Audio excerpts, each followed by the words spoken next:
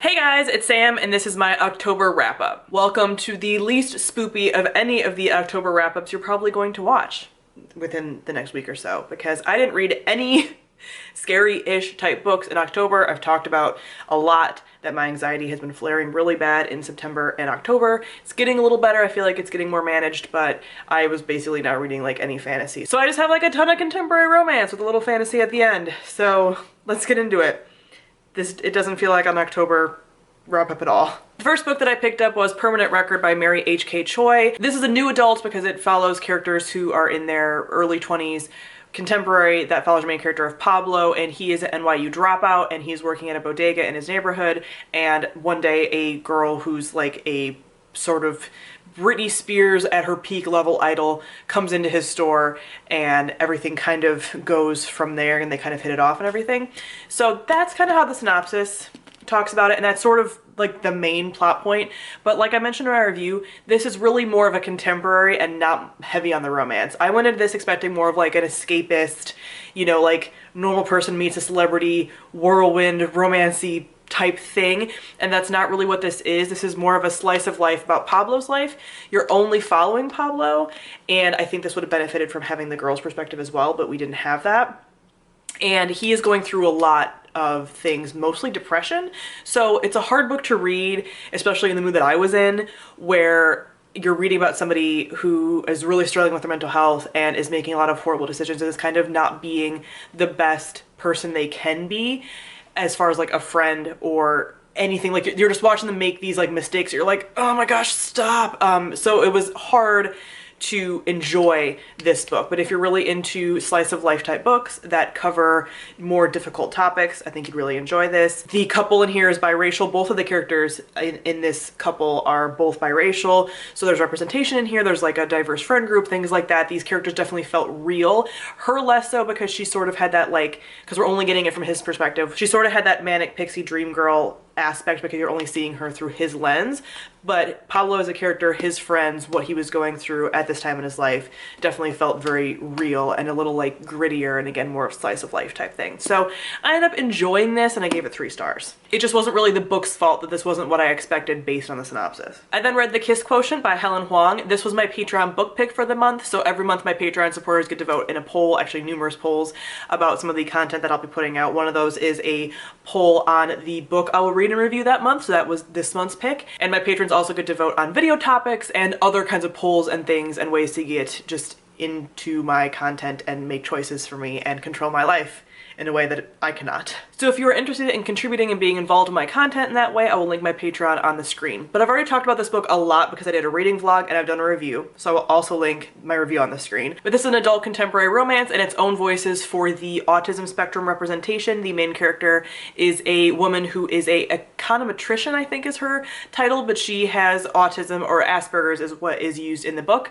and she wants to know how to have a relationship and mostly how to have sex. She's had sex before but hasn't really enjoyed it, so she hires a male escort to kind of teach her, and everything kind of goes from there. So you get both of their perspectives, which I didn't realize, and I didn't know going in if I was really going to like this book. When this book was picked, I wasn't really sure how I was going to feel, but I enjoyed the first half of the book immensely because I'm somebody who doesn't love like smutty romance, lots of sex scenes, lots of like graphic depictions of sex, things like that. People were kind of like, ah, be careful, this book gets smutty. But it doesn't get smutty until like the later half of the book, and you're dealing with a sex-averse main character. So if you are somebody who is averse to some of the sex scenes in books, I think this is a good one to kind of like see if you could get into it, because it's kind of her trying to like figure out what she likes and things like that. So I really liked that, and just their relationship. Towards the end, I didn't like it because there was a lot of like miscommunication I feel like was a little bit too drawn out.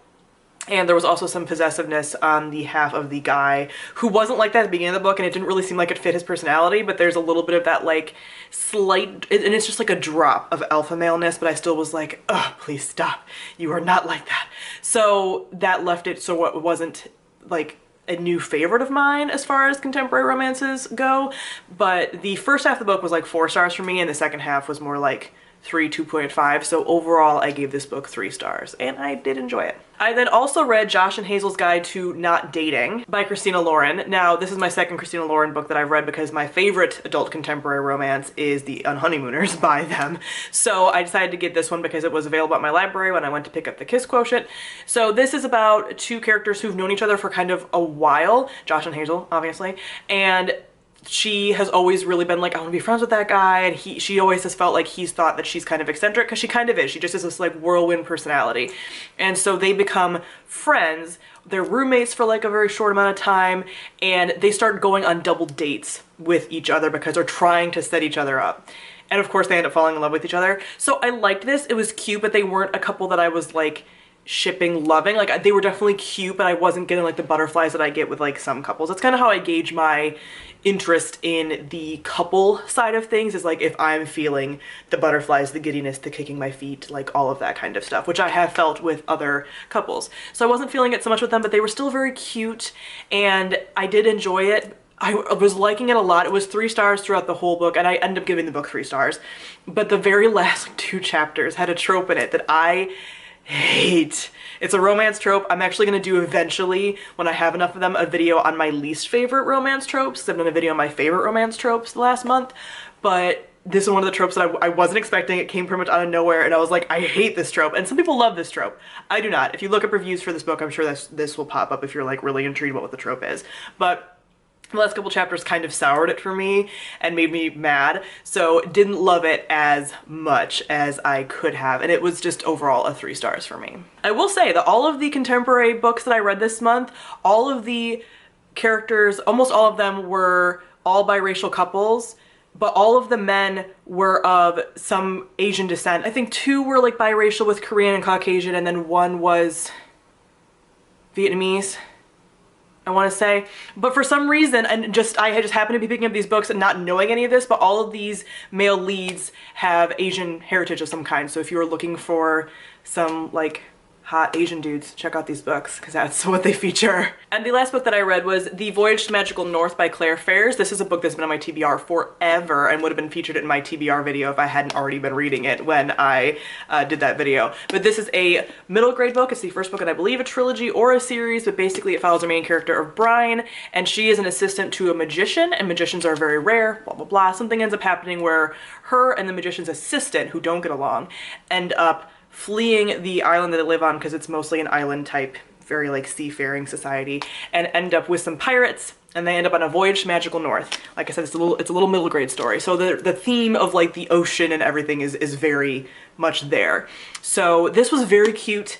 I got this as a gift from Kayla of Book of Doodles like years and years ago, and I've been meaning to read it. I've never given up on it, but this was so cute and was a nice little like introduction, try and dip my toe back into that fantasy, like, hey brain, are you ready yet? Like, let's just like dip and see what happens. And this went well. So this was cute. There were pirates, there were like magic and like, but like fun magic and magic that like wasn't super like spoopy or anything and wrapped up very quickly and whatever, so that was good for my anxiety brain. And just the theme of like the ocean with everything was a lot of fun. It was a nice fun pirate book. It's one of the better pirate books I've read recently, because pirate books are really hard to do apparently. And just some of the things too, like there's a library island that women are only allowed on, and there's like some funny quotes there that the women say that they're like, men are not allowed to read and shouldn't be allowed to read because then they come up with ideas, and like just things like that that I thought were just like really cute. So I enjoyed this. I would continue with this series. I don't know if I'd buy all of them, although the cover is like very cute and wonderful.